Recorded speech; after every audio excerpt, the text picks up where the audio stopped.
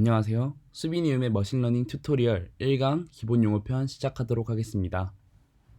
이번 강의에서는 인공지능, 머신러닝 기초는 알고 이야기하자라는 주제로 이야기를 할 건데요.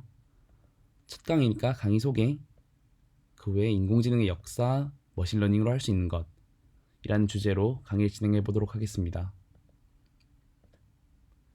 제 강의 목표이자 제 강의 특징은 총 3가지로 이야기할 수 있을 것 같은데요. 첫 번째는 용어 확실히 하기입니다. 제가 머신러닝 공부를 시작할 때 용어에 대한 이해가 너무 부족했기 때문에 머신러닝 공부를 하는 데 있어서 매우 힘들었던 기억이 있습니다. 그래서 이번 강의에서는 용어를 하나하나 확실히 하는 강의가 되도록 하겠습니다. 두 번째는 코드 이해하기입니다. 많은 분들이 코딩을 시작할 때 코드를 처음부터 작성해야 된다고 생각하시는 분들이 있는데 사실 그보다 중요한 거는 남들의 코드를 읽고 거기서 이해할 수 있는 게 상당히 중요합니다. 그래서 이번 강의를 통해서 코드를 이해하는 연습들을 많이 하도록 하겠습니다. 마지막으로 직관으로 받아들이기입니다. 많은 분들이 머신러닝을 공부를 하면 수학적인 베이스 때문에 포기하는 분들이 있어요. 사실 머신러닝이 수학적인 베이스도 상당히 많지만 머신러닝 자체를 알기 위해서는 수학적인 베이스보다는 직관적인 이해, 왜 이게 되고 왜 이게 효율적인지를 알 수 있는 부분이 상당히 많다고 생각합니다. 그렇기 때문에 머신러닝을 수학적인 이론을 배제하더라도 직관으로 받아들일 수 있는 연습을 하도록 하겠습니다. 다음은 강의 계획인데요. 이번 강의를 포함해서 머신러닝 준비에 대한 강의를 2강 정도 할 생각이고 그 다음엔 구체적인 알고리즘에서 지도학습 3강에서 4강, 비지도학습 2강에서 3강, 총 8강 정도를 계획 중에 있습니다. 네, 이상으로 강의 소개는 끝났고 이제 오늘 본격적인 강의를 진행해 보도록 하겠습니다. 이제 인공지능의 시작부터 한번 보려고 하는데요. 인공지능이란 것은 1950년도에 일부 똑똑한 분들이 컴퓨터로 지능을 만들 수 있을까라는 생각부터 비롯이 됩니다. 이게 엄청 쉬운 말인 것 같지만 사실 엄청 대단한 게 1949년도에야 최초의 컴퓨터인 ENIAC이 개발이 되었고요. 그 당시에 컴퓨터는 명령어를 저장할 수 있는 기능이 없었고 한 달에 심지어 매우 비싼 비용이었기 때문에 개인으로서는 컴퓨터를 만질 수 있는 상황이 아니었어요. 이제 그러니까 엄청 대단한 선관이었던 거죠. 그리고 6년 후에 리습의 아버지 존 메카시라는 분이 학회에서 인공지능이라는 단어를 말하고 인공지능을 다음과 같은 분야라고 정의를 합니다. 학습의 모든 면 또는 지능의 다른 모든 특성을 기계로 정밀하게 기술할 수 있고 이를 시뮬레이션 할 수 있다. 이제 존 메카시라는 분이 학회에서 이런 인공지능이라는 단어를 정의함으로써 많은 사람들이 인공지능에 대해서 관심을 갖게 되고 그 이후에 인공지능은 총 3차례의 붐을 겪게 됩니다. 1차 붐은 그 회의로부터 1년이 지난 후인 1957년부터 1974년도까지인데요. AI 붐이 일어날 수 있었던 가장 중요한 요소는 컴퓨터의 발전이었습니다. 이전까지는 컴퓨터가 명령어를 저장할 수 없었다면 이제는 명령어를 저장하고 실행하는 컴퓨터가 개발된 것입니다. 또한 인공지능이라는 단어가 정의가 되고 나서 인공지능으로 해결할 수 있는 문제에 대한 이해도가 증가를 했습니다.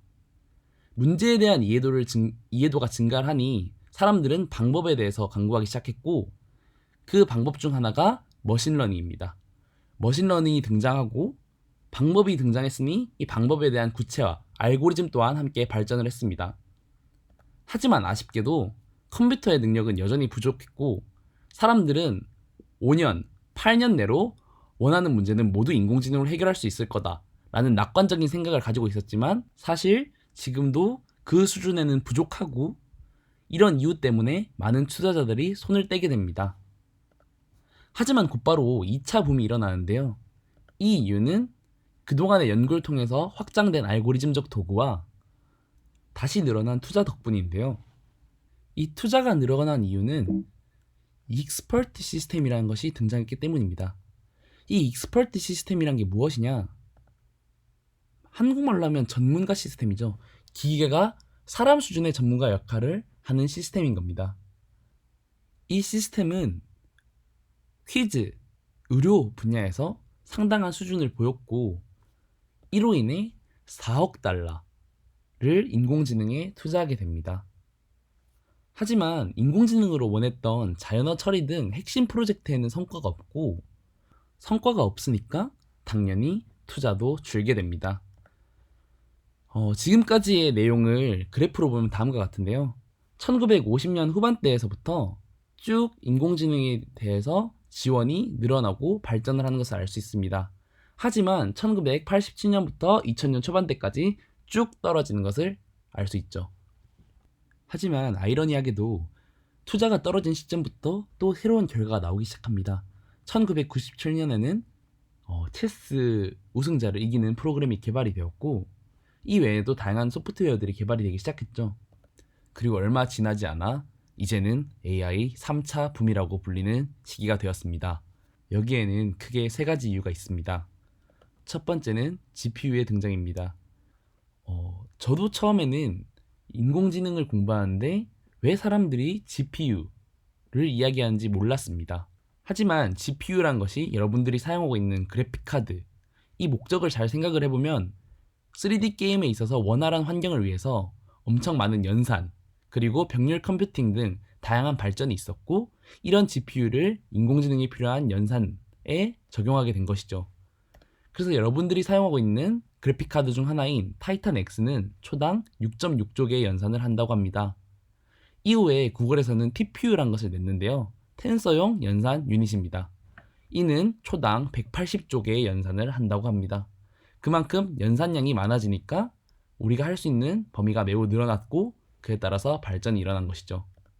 두 번째는 빅데이터입니다. 구글이 만들어지고 저장 매치가 커지면서부터 사람들은 데이터를 모을 수 있고 데이터에 접근할 수 있는 환경이 쉽게 조성되었습니다. 그 결과 인공지능, 머신러닝이 필요한 데이터의 집합, 데이터셋을 쉽게 만들 수 있었고, 사람들은 이미지넷 같은 큰 규모의 데이터셋을 만들 수 있었습니다. 마지막으로 이런 GPU 그리고 빅데이터가 뒷받침이 돼주니 알고리즘을 구현할 수 있었고, 그에 따라서 알고리즘이 함께 발전하게 되었습니다. 이런 기술적인 뒷받침과 알고리즘의 발전은 딥러닝이라는 기술로 이어졌는데요. 이런 딥러닝은 기존에는 할 수 없을 거라고 생각했던 문제들을 해결할 수 있으면서 AI의 새로운 패러다임을 제시하게 됩니다. 현재는 텐서플로우나 케라스 등 다양한 라이브러리가 존재하여 회사나 기업이 아니더라도 개인으로서 많은 개발을 진행할 수 있는 환경이 조성되었습니다. 그렇다면 다시 주제로 돌아와서 현재 인공지능이란 단어는 어떤 의미를 지니고 있는가? 그것은 바로 기계로 만든 지능을 의미합니다. 그리고 이 인공지능은 두 가지로 나눌 수 있는데, 영화 속에서 우리가 상상하는 인간 그 이상의 지능을 가진 강인공지능과 알파고나 우리가 공부를 하고 있는 도구로서의 인공지능인 약인공지능이 있습니다. 그렇다면 이런 짱구 아빠 같은 경우에 있어서는 강인공지능이라고 할 수 있습니다. 하지만 강인공지능 자체가 아직 많이 발전이 안 되었기 때문에 여러분들이 공부하는 인공지능은 약인공지능이 위주가 될 것입니다. 그러면 이 인공지능 중에서도 머신러닝이란 것을 공부할 텐데요. 머신러닝으로 할 수 있는 것, 그 전에 머신러닝을 먼저 알아야겠죠. 머신러닝이란 기계가 일일이 코드로 명시하지 않은 동작을 데이터로부터 학습하여 실행할 수 있도록 하는 것입니다. 이를 좀 더 구체적으로 얘기하자면, 기존에는 조건문, if, else문으로 하드코딩한 결과가 정답이었다면, 머신러닝의 경우에는 if, else문이 아니라 이미 정답을 가진 데이터를 가지고 그 데이터를 학습하여 새로운 문제에 대한 정답을 유추해내는 것을 의미합니다. 그렇다면 이런 의문을 가질 수 있습니다. 조건문으로 다 되면 조건문으로 조금은 힘들지만 조건문으로 작성을 하면 되는 게 아닌가? 하지만 조건문으로 안 되는 분야가 있습니다. 또한 조건문의 경우에는 맨 위 상단의 조건이 변하는 경우 처음부터 끝까지 다시 작성해야 된다는 단점이 있습니다. 그렇기 때문에 범용적인 시스템 설계를 위해서 머신러닝이 매우 유용한 것입니다. 구체적으로 머신러닝을 좀 더 알아보도록 합시다. 머신러닝에는 지도학습, 비지도학습, 강화학습 이렇게 크게 세 가지의 부류가 있는데요. 첫 번째, 지도학습이란 것은 데이터에 대한 명시적 정답이 주어진 상태에서 일반화된 모델을 만드는 것을 목표로 합니다. 예시를 들면 문제와 정답 이런 세트의 데이터를 여러 개 주었을 때 이 컴퓨터가 새로운 문제에 대한 정답을 맞출 수 있는가입니다. 이는 컴퓨터가 문제를 이해한다라고 잘못 이해할 수도 있는데요. 컴퓨터가 문제를 이해하는 것이 아니라 문제와 정답의 패턴을 찾아서 그 패턴에 따른 정답을 찾는 것이 지도학습의 메인 아이디어입니다. 또 우리 사람과 마찬가지로 문제, 정답 그 수가 많을수록 학습할 수 있는 양이 많기 때문에 이런 데이터셋의 양이 많은 게 되게 중요한 부분입니다. 이런 지도학습으로 할 수 있는 것 중에 가장 큰 두 가지는 분류와 회귀입니다. 분류라는 것은 레이블 중 하나를 예측하는 것입니다. 구체적으로는 이진분류와 다중분류가 있는데 이진분류는 yes or no, 병이 걸렸나 안 걸렸나, 그리고 다중분류에는 사람이 100명 있을 때 이 사람의 100명의 얼굴을 분류하라 같은 문제입니다. 회귀는 연속적인 수, 실수를 예측하는 것인데요. 알고 트레이딩, 주식 가격 예측이나 24시간 전 온도를 알았을 때 지금의 온도를 맞추어라 같은 예측 문제에 많이 사용하게 됩니다. 다음은 비지도 학습입니다. 비지도 학습은 자율학습으로도 불리는데요. 이는 알고 있는 출력값이나 정보 없이 그냥 학습 알고리즘을 가르쳐야 하는 모든 종류의 머신러닝입니다. 이게 무슨 말이냐면 이전 경우에는 문제와 정답을 함께 줬다면 이번에는 문제만 주는 것입니다. 문제만 주면 이 데이터가 과연 의미가 있는가라는 생각을 하실 수 있지만 컴퓨터의 경우에는 이 문제들에서 경향성을 찾을 수 있습니다. 예를 들면 이 문제집에는 아니면 이 선생님은 항상 문제를 낼 때 객관식 문제는 10문제, 주관식은 5문제 이런 식으로 그런 경향성들을 알 수 있고 이런 경향성을 알 수 있는 알고리즘에는 비지도 변환과 군집 알고리즘이 있습니다.